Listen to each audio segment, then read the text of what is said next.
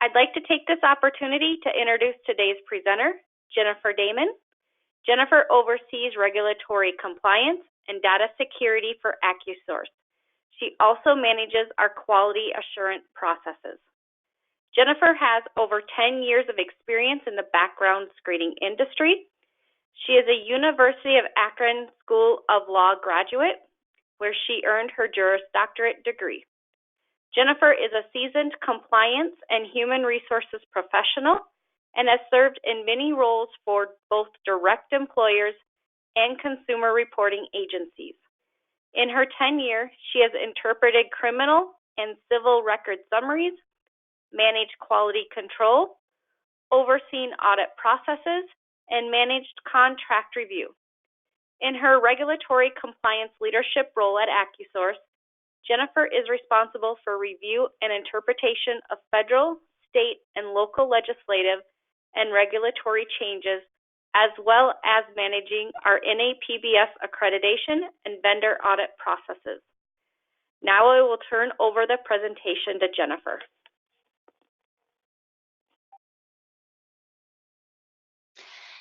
Thank you, Heidi. Good morning and welcome to our year-end compliance webinar.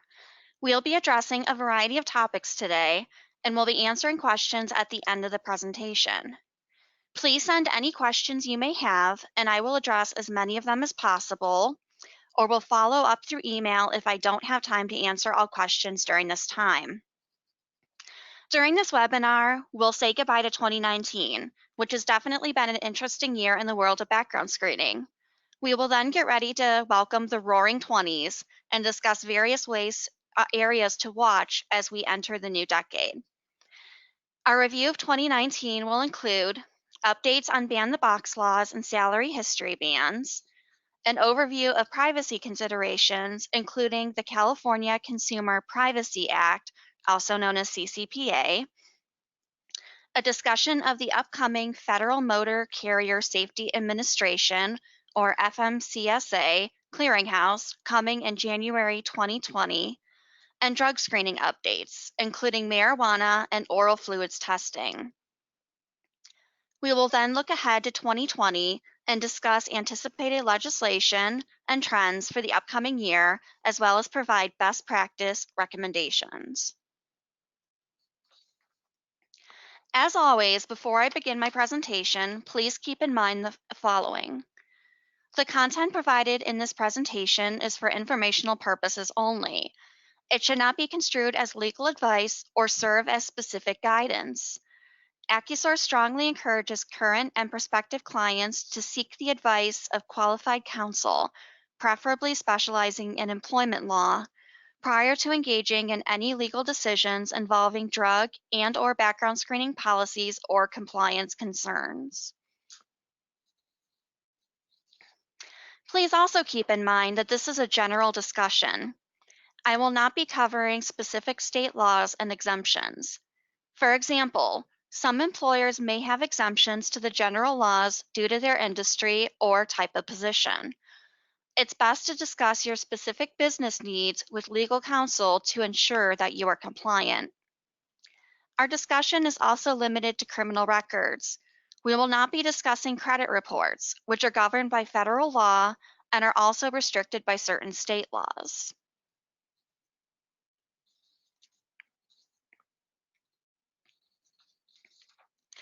First, we will discuss fair chance legislation, also known as ban the box. Fair chance laws have been an important area of employment law in 2019. First, a quick primer. Ban-the-box laws prohibit employers from asking about criminal convictions before a certain point in the hiring process, generally before a conditional job offer is made or before an interview is conducted. For example, an employer in a ban-the-box jurisdiction typically cannot include questions about criminal convictions on the initial job application. In other words, they're banned from including a checkbox asking if the applicant has been convicted. The goal of fair chance laws is to allow applicants with prior convictions to not only obtain an interview, but also advance to a certain stage in the hiring process before being asked about prior criminal history. Additionally, these laws may require that the background check process start later. A majority of the U.S. population is impacted by ban-the-box laws, since about 3/4 of the U.S. population lives in a state or local jurisdiction that has banned the box. These laws can span a variety of employers, including public, private, or both.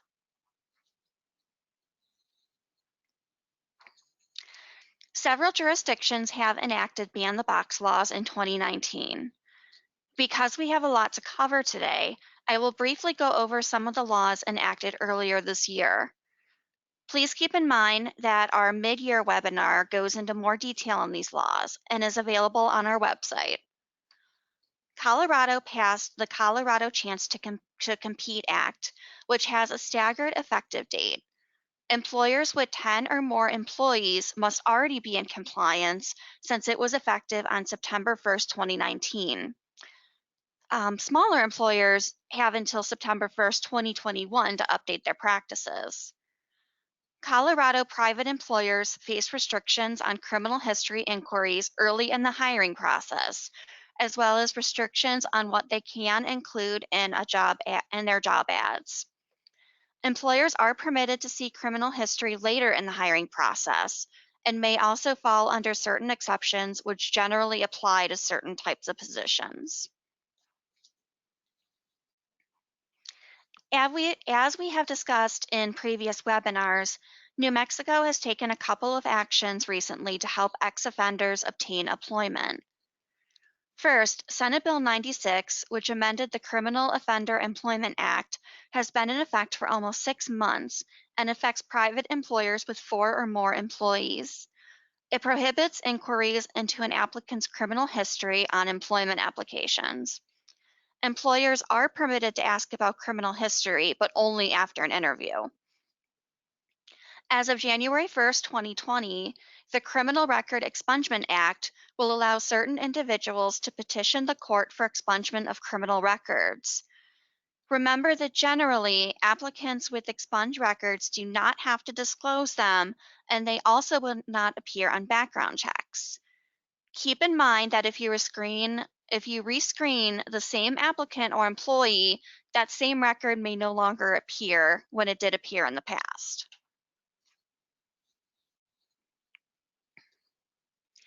Back in March of this year, Westchester County in New York enacted its Fair Chance to Work Act. Private employers in this county cannot ask about an applicant's criminal background during the preliminary stages of the application process, but are allowed to ask about criminal history after they've received an employment application.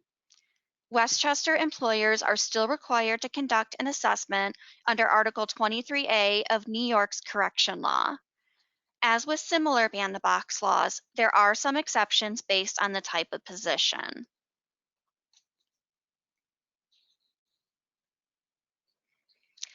The state of Vermont wanted to be sure that employers would not ask applicants to disclose records that had been expunged or sealed, and it enacted H 460 in order to do so. Effective as of July 1st, 2019, Vermont employers cannot ask about or require applicants to disclose arrests or convictions that have been sealed or expunged. If an applicant is asked whether he or she has any criminal records, he or she can answer no if that record has been expunged or sealed. Courts must also remove these records from their databases. West Virginia enacted a similar law. Under its version, which took effect on June 7th of this year, applicants can answer no if asked on an application whether they have a record, assuming, of course, that that record's been expunged.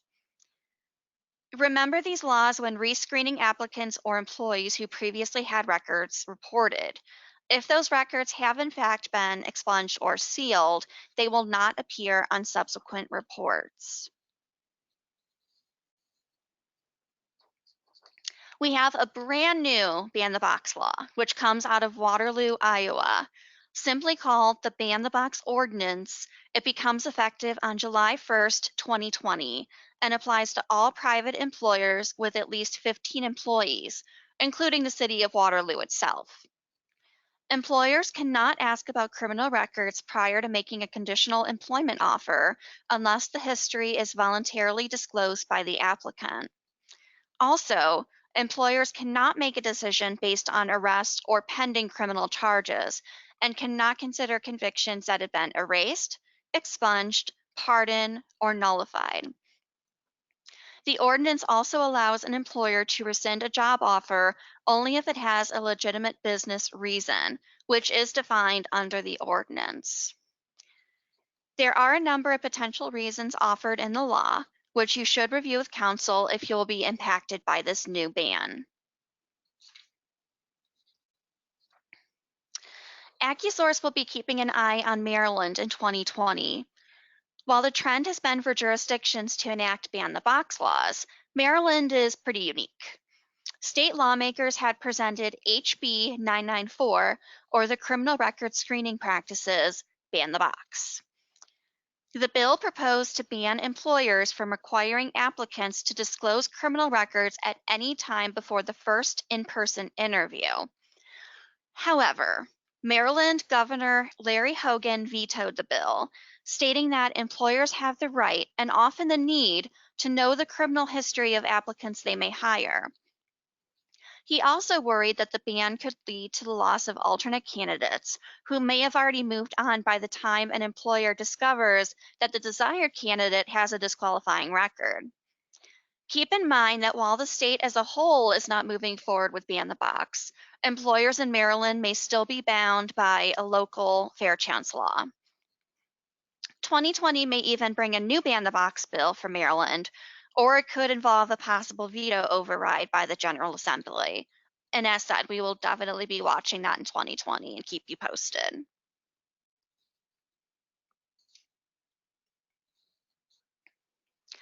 While some jurisdictions enact ban-the-box laws, others may define whether and how employers should ask about previous salary. A number of jurisdictions have already banned employers from asking about salary histories, at least during some part of the hiring process. The goal of these bans is to address pay equity issues that are due primarily to gender. I will provide a quick overview of jurisdictions that passed salary history bans in 2019. While you may not be based in a city or state that currently has salary history bans, keep in mind that you may have job applicants who do live in such jurisdictions. You should review with your legal counsel to determine if any salary history questions during the hiring process are appropriate for your specific situation. Numerous states have salary history bans, as well as some localities such as cities and counties. If you are an Alabama employer and are not already in compliance with the Clark-Figures Equal Pay Act, you should do so right away. It became effective on September 1st of this year and applies to both public and private employers, with no exceptions for small employers. Not only does it prohibit pay discrimination based on sex or race, it also prohibits retaliation against an applicant who refuses to provide salary history information. Employers also cannot refuse to interview, hire, promote, or employ an applicant for employment if that applicant refuses to provide wage history. While Alabama employers can still ask for salary information, this can be risky and may not be recommended in order to avoid potential issues. So we'd recommend checking with your employment counsel if you are affected by this new Alabama law. Colorado enacted the Equal Pay for Equal Work Act, but it does not come into effect until January 1st, 2021. Similar to Alabama, Colorado employers will not be allowed to seek the wage history of applicants for jobs. They also cannot discriminate or retaliate against a prospective employee for failing to disclose wage history. Maine passed an act regarding pay equality, which has been in effect since September 17th. Maine employers cannot use, inquire about, or confirm an applicant's compensation history until after an offer of employment has been negotiated and made. Also, the offer must include all terms of compensation. The Act does include exceptions.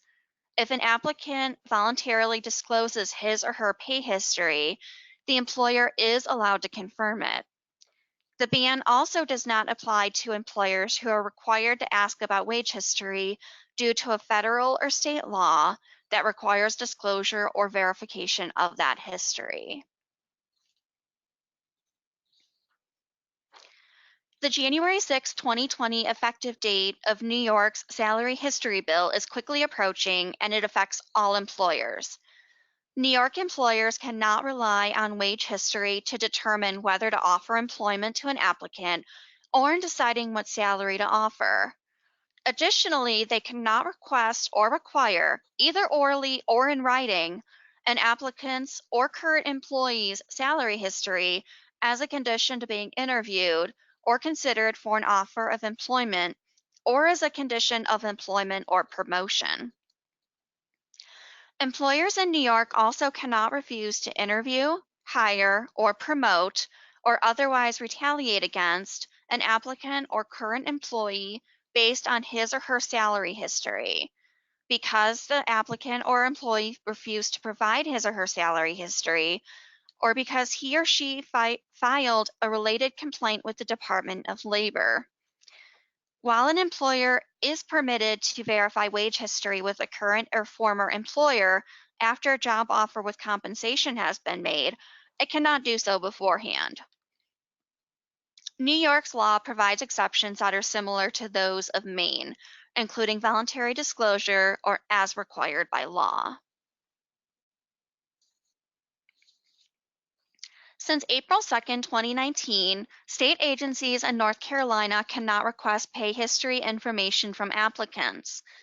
On the other hand, the state of Washington's ban applies to all Washington employers, regardless of size, and was effective as of July 28th. House Bill 1696 generally bars employers from asking about applicants' wage or salary history. Employers also cannot seek wage history directly from the applicant or indirectly through the applicant's employer. However, an employer is permitted to confirm salary history where an applicant has voluntarily disclosed it and can verify salary history after it has negotiated with the applicant and made an offer of employment, including compensation.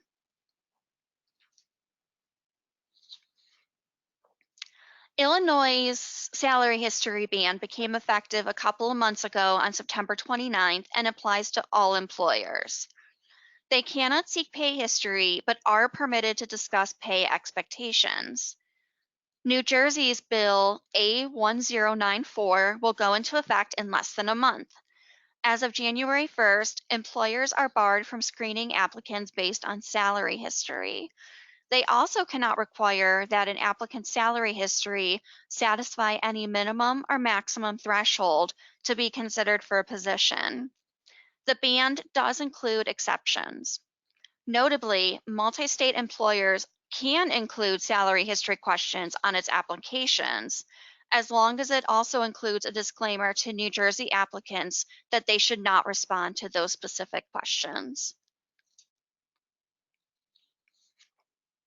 There are quite a few smaller jurisdictions that have passed salary history bans in 2019, but for the sake of time, I will only address those that have or will go into effect since our mid-year webinar.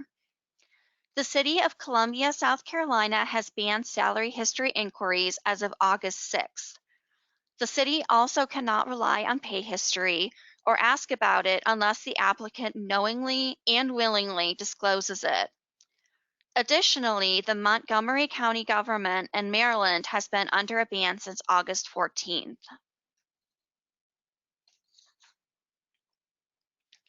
The City of New Orleans is impacted by a ban that went into effect on October 1st. The city cannot seek pay history or screen applicants based on current or past pay. It also cannot use pay history to determine wages or whether to offer employment. However, once a job offer has been made, the applicant can use his or her pay history to negotiate a higher salary. Kansas City, Missouri's Fair Chance Law went into effect on Halloween and applies to Kansas City employers with at least 6 employees. It specifies that employers are permitted to verify non-salary information and conduct a background check. Ohio has 2 salary history bans that will go into effect in the new year. Cincinnati's Prohibited Salary History Inquiry and Use Ordinance, which is effective on March 13, 2020, applies to Cincinnati employers with 15 or more employees. Similarly, Toledo's ban also applies to employers with 15 or more employees. The ordinance is effective 1 year after it became law, so expected to be in place in 2020.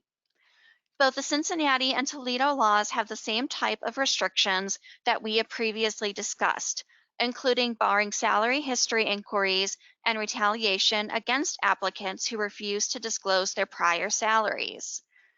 AccuSource will continue to watch for new salary history bans and keep you updated throughout 2020.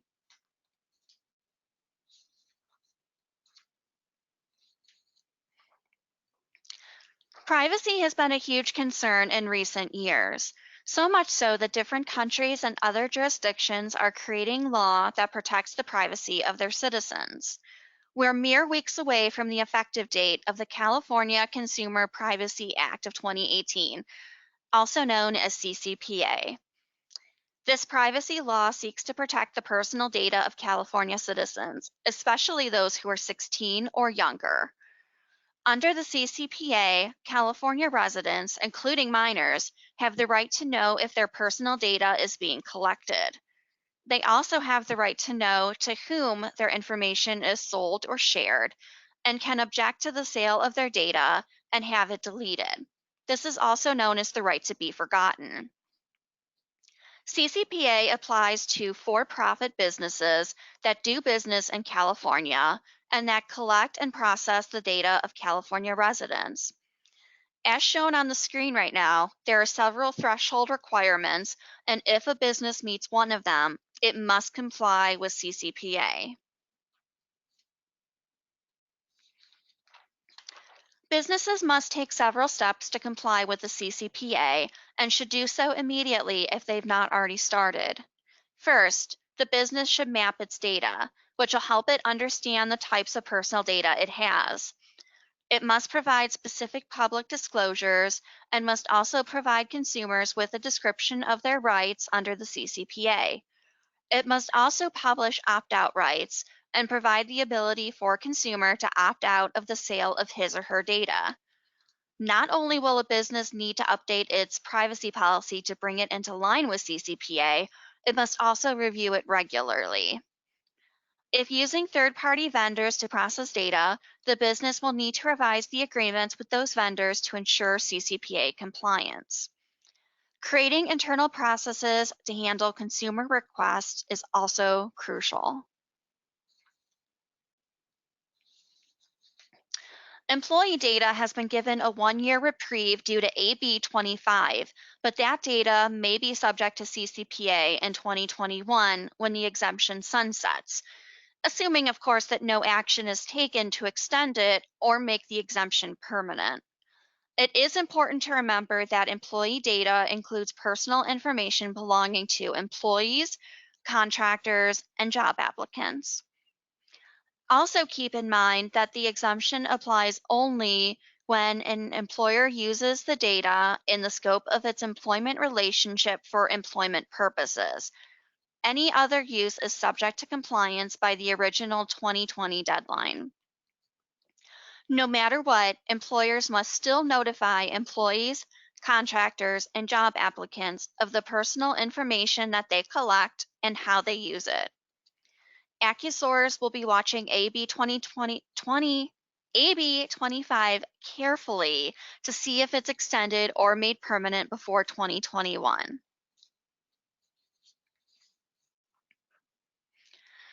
The California Attorney General announced on October 10th that its CCPA regulations are available for public comment. Discussing CCPA and the AG's regulations could be a webinar in itself, so I'm not going to go into too much detail about the regulations. However, keep in mind the following advice coming from the regulations. Privacy notices should be easy to read so that the average consumer can understand them. They cannot use technical or legal jargon and must be in a format that draws the consumer's attention. The notices should be accessible to consumers with disabilities or at least provide a means for them to obtain an accessible version. If a business has a new purpose for collecting or using personal information that was not initially disclosed, it must provide notice to the consumer and obtain explicit consent before using it. The regulations also provide guidelines for verifying a consumer's identity and responding to consumer requests, including opt-out requests. Because the regulations are specific on these topics, you should definitely review them closely. The regulations also address other topics as well, but again, we can't delve into this topic as much as I'd like to because of time constraints. If you've not already done so, I highly recommend reviewing the regulations and any other recent CCPA related items. Also remember that although the CCPA goes into effect on January 1st, the Attorney General's proposed regulations will likely not be finalized until mid-2020. This means that the Attorney General will likely not start enforcement of the CCPA until July 1st, 2020. However, both the CCPA and the regulations are silent as to whether the AG will be able to look back at conduct from January when he is able to begin enforcement. In other words, don't assume that you have extra time to come into compliance.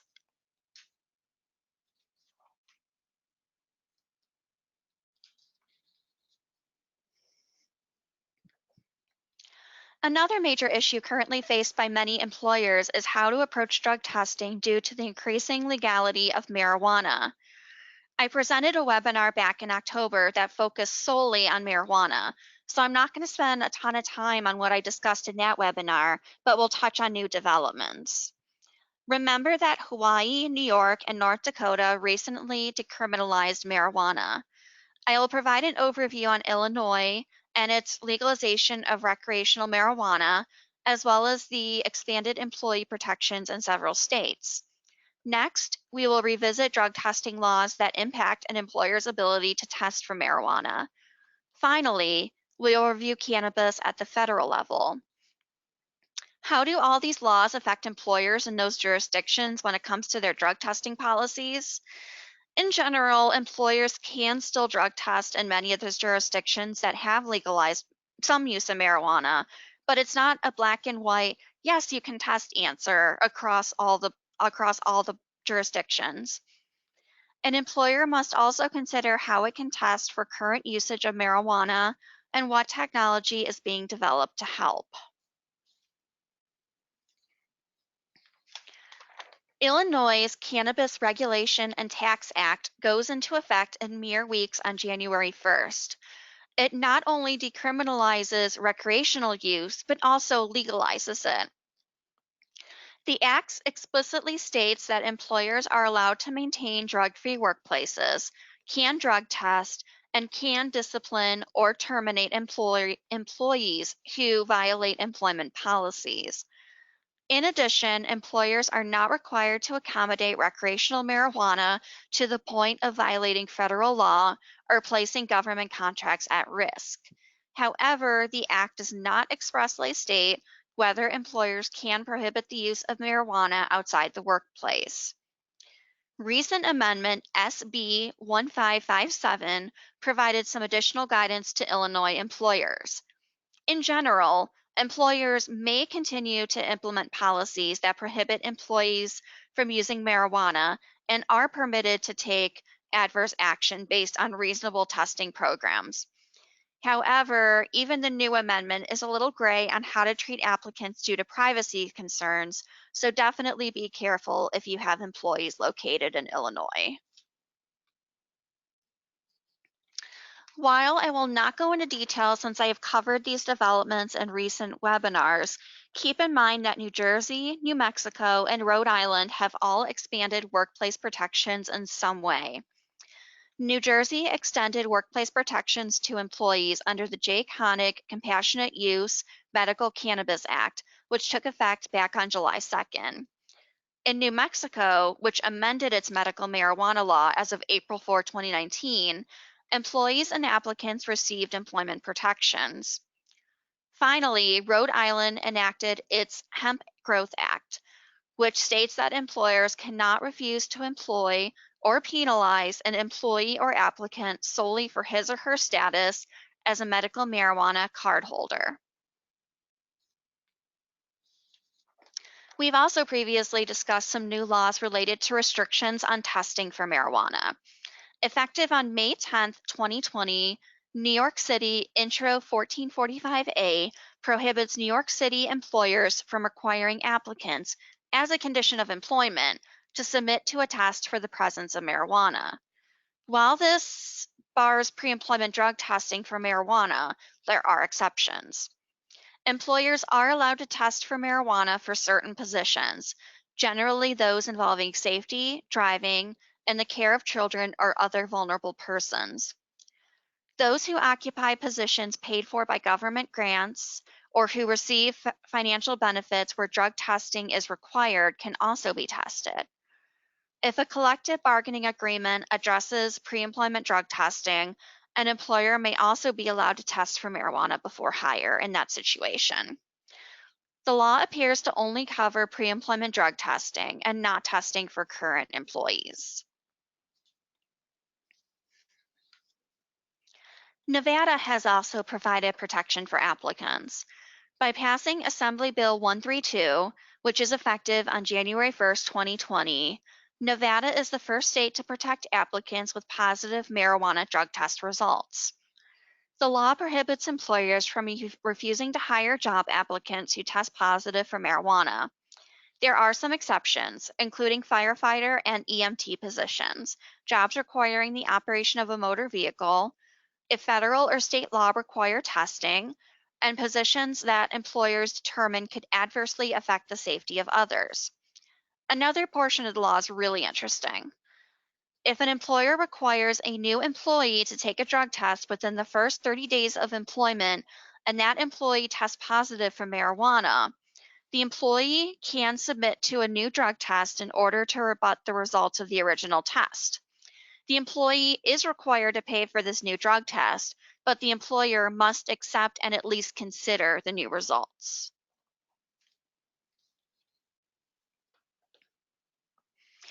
In addition to new marijuana legislation that is passed, the courts and jurisdictions with legalized marijuana have been busy clarifying the rights of marijuana users. We will go over just a sampling of cases, but be aware that there have been numerous cases throughout 2019.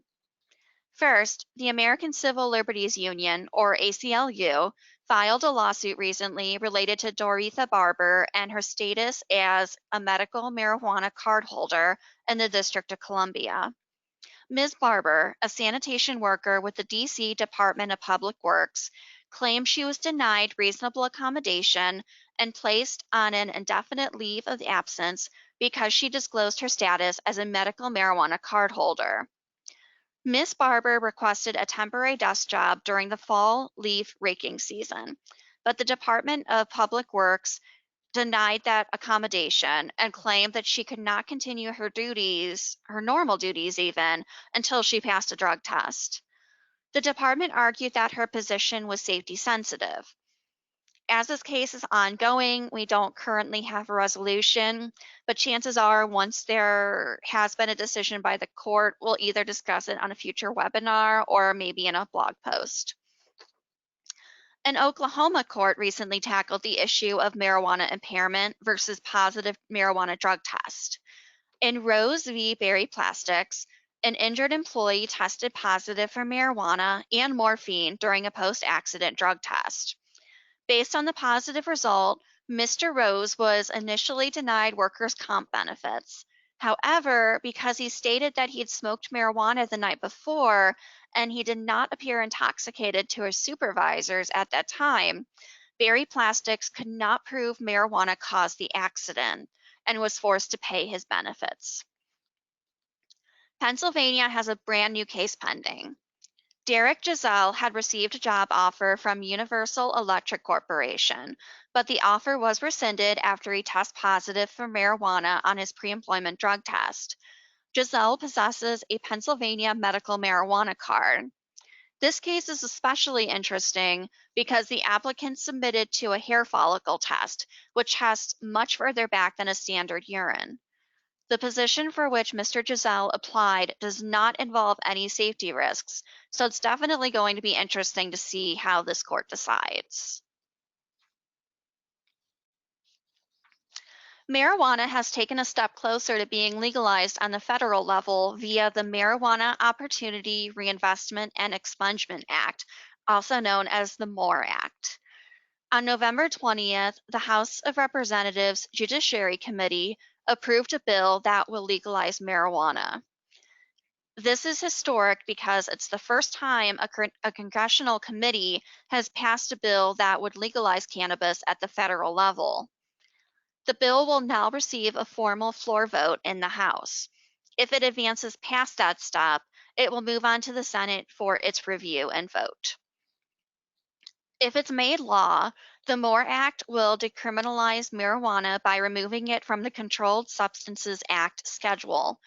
It will also provide federal court requirements related to expunging prior convictions, as well as resentencing offenders who are currently under supervision. The MORE Act will also allow states to set their own retroactive policies and create a 5% federal sales tax on marijuana products. The bill also proposes other benefits to those who have been impacted over the years. As the bill continues to move through the House, we will keep you informed of any updates. As new marijuana laws are enacted, employers continue to wonder how they can accurately test for marijuana. While an alcohol test can show if a person is currently intoxicated by alcohol, marijuana does not currently have such a test. We have discussed before that it's not possible in the current state of drug screening to determine if a person is under the influence of marijuana in that exact moment. A positive marijuana test could show marijuana that was ingested days or weeks ago, so it's not a good indicator of whether someone is actually intoxicated right then and there. However, that could soon change. It's been reported recently that several companies are developing tests that use breathalyzers to determine how recently a person used marijuana, perhaps within the last 2 or 3 hours even. This would bring peace to both employers and employees. However, there is no timeline for this new technology, and the legality of it may be challenged, especially on a state level, as we've seen with some forms of drug testing.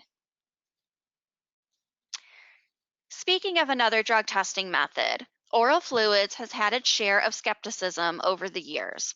However, oral fluids won a huge victory when the Substance Abuse and Mental Health Services Administration, or SAMHSA, approved its use in federally regulated workplaces. Previously, only urine-based drug testing was permitted, but the saliva-based screening will now be allowed as of January 1st, 2020. While it will be effective really soon, SAMHSA is providing a 12 to 18-month implementation period. Oral fluids can be used for all types of drug screening, from pre-employment to post-accident and everything in between. However, the testing must still be lab-based. SAMHSA will not authorize the use of rapid or instant oral fluids test, and lab-based is definitely going to be required.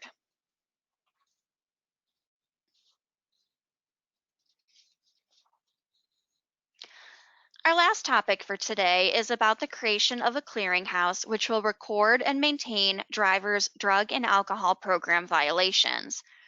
The clearinghouse, which is controlled by the Federal Motor Carrier Safety Administration, or FMCSA, will be available as of January 6, 2020, and is currently open for enrollment. It's an online secure database that will provide real-time records for drug and alcohol program violations of covered drivers. It will impact all drivers who hold commercial driver's licenses, who also operate commercial motor vehicles on public roads. It also affects their employers and service agents. Both employers and consortia or third-party administrators will be able to access the clearinghouse. Those impacted will need to search the clearinghouse going forward, but will also need to continue manual verifications through previous employers until January 2023. This overlap will allow the database to collect the required 3 years of records. As a third-party administrator, AccuSource will be able to search the clearinghouse on behalf of our clients.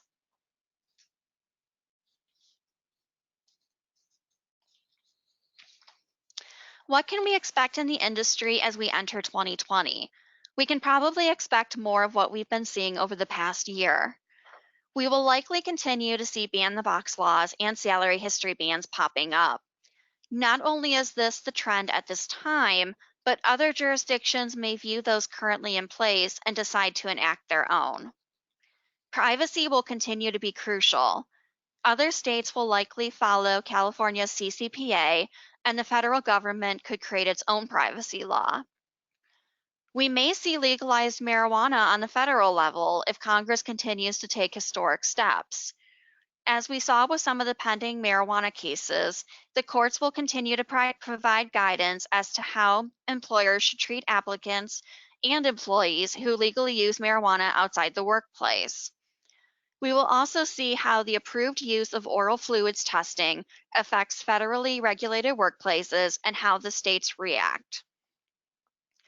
Finally, we will witness the beginning of FMCSA's clearinghouse and any growing pains that it may experience while establishing its centralized drug and alcohol violations database.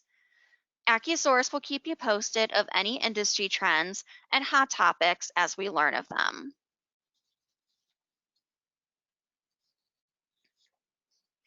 AccuSource is happy to recommend some best practices. First, thoroughly review your background and drug screening procedures, as well as hiring practices, to ensure that you are compliant with any new laws. Review your employment applications and hiring practices to also make sure that you're not seeking information about criminal history. While you may not be based in a ban-the-box jurisdiction, you should be aware that many jurisdictions do have restrictions. Also be aware of any salary history bans in your state or locality and update processes as needed. Watch new privacy laws closely and determine if you need to be compliant with any that are already in existence, such as CCPA. Remember to keep a close eye on the legalization of marijuana, especially court decisions regarding whether an employer can still drug test for marijuana and how such decisions affect your workplace. Explore oral fluids testing and whether it may be a good option for your company. Finally, register for the FMCSA clearinghouse if you are impacted, and work with AccuSource to incorporate it into your screening program.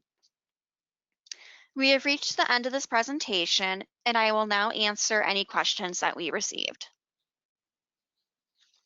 Thank you, Jennifer. Now we will dedicate the remainder of the webinar to addressing attendee questions.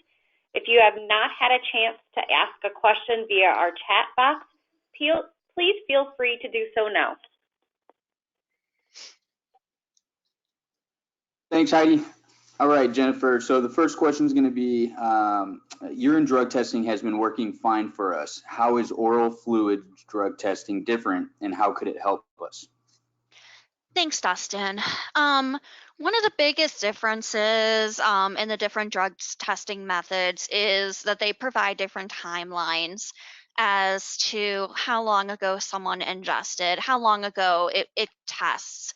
For example, a hair follicle test can detect drug use and marijuana use going back weeks. Urine typically looks back days, but for marijuana, it can go back up to 30 days if someone's a habitual user. Oral fluids is able to detect much more recent use. So until a better marijuana test comes out, it might even be a good solution for testing for marijuana since it detects more recent use. Um, Oral fluids drug testing can also be beneficial because it can be used in the same way as urine drug testing, at least under the SAMHSA guidelines. It can be used for pre-employment, random, reasonable suspicion, post-accident, return to duty, and follow-up. Any type of drug testing that you can use urine for, if you're federally regulated, you can also use oral fluids going forward. It could be pretty convenient too, since saliva can be collected pretty much anywhere. So you're not going to have to either take the applicant or the employee, in cases of on-site issues, to a special collection site, and you can collect the sample right then and there. You can also save money on collection costs if you train your people and collect it yourself on site. There's tons of other reasons why oral fluids can be a good solution. Definitely feel free to reach out to us, and we could definitely let you know what those are. Thank you, Jennifer. The second question is, does the CCPA apply to local government entities?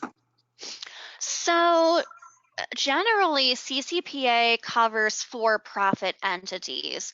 So I don't believe that most government agencies are for-profit, so it shouldn't apply to you. But if you are concerned about that, I would reach out to your counsel and double check. Thank you. This one is, how can one figure out when hiring in a ban-the-box state if can or cannot ask if there is a criminal history at point of interview, or at least make them aware that the industry or job you're hiring for requires a clean record for hire? Okay, so that's really a matter of looking at the specific law itself because most of these laws aren't word for word the same. Some of them might require you to wait until a certain point, where others you can't ask at all. So, really, your best bet is going to be looking through the laws for jurisdictions where people are going to be working for the most part, to seeing if it applies to your organization. You could also work with your counsel to see if it makes sense, if you're a national employer, to just remove those questions in the first place. Thank you. Mhm. Okay, so here it seems like every month a new state is discussing legalization of marijuana, or actually does so. Should we remove marijuana from our drug testing panels? Not necessarily. Some employers are choosing to remove marijuana per some webinars I've attended pretty recently, but more seem to be leaving it in at this time. It really depends on your state and the local laws, and also your specific business. If you're in office and all of your people are just working on basic office functions, then it might not make sense to keep marijuana in there. But if you are a factory and have a lot of safety sensitive positions, then yeah, you'll definitely want to keep it in, assuming that the law allows it. Um, and keep in mind, we did talk about New York City, and even if you aren't allowed to test for pre-employment use of marijuana, you definitely can still test for it on the post-employment side. So if someone gets into an accident or you suspect them of marijuana use. So just because you have to remove it from your pre-employment testing panels doesn't mean you have to remove it from your other testing panels. Thank you. How is the FMCSA Clearinghouse going to help employers? What kind of information will it include? So the nice thing about the clearinghouse is it's creating a centralized database that's going to be easy to search. Um, Employers are required to verify data going back 3 years. So keep in mind that it will take 3 years for the clearinghouse to have enough records. So for example, if someone is hired in 2020 and they only have 1 year worth of records or 6 months worth of records, you can use the Clearinghouse to look for that 6 months or 1 year worth of records, but you're going to have to go back and still follow the old process of contacting former employers to obtain those first couple of years of data, if applicable. They're going to provide a lot of information about CDL, drug, and alcohol violations. So if a covered driver reported for duty or remained on duty with an alcohol concentration above a certain level or using certain drugs, they're going to have information about that. While it's going to take 3 years to fully obtain all the data that it needs to use going forward, once it does have that 3 years of data, it should really simplify the process for everyone. Perfect. And just because we're coming up on the end of our time, Jennifer, this is going to be, I'm going to go ahead and make this the last question. For the attendees, if you've entered a question into the chat box and we have not had an opportunity to address it live here on the webinar, our team will absolutely follow up with you directly post-webinar to provide an answer for you. So, and feel free again to reach out with any additional questions that may come about. So Jennifer, last question, regarding background screening reports, are companies supposed to or allowed to make hiring decisions based on charges, or are they only supposed to consider convictions? This is in California, if it matters.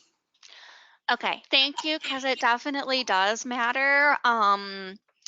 So in general, there are so many different laws on background screening that your best bet is to do a survey of all the different requirements.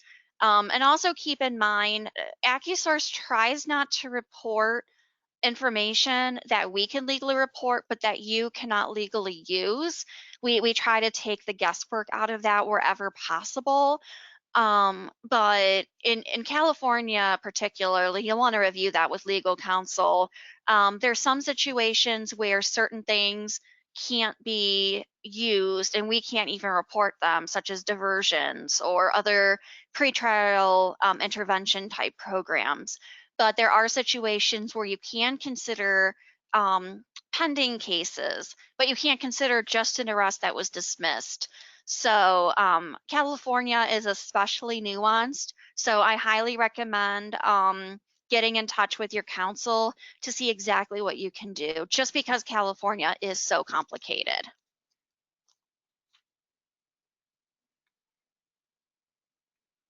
Thank you, Jennifer, for facilitating this informative webinar, and special thanks to our attendees for joining us today.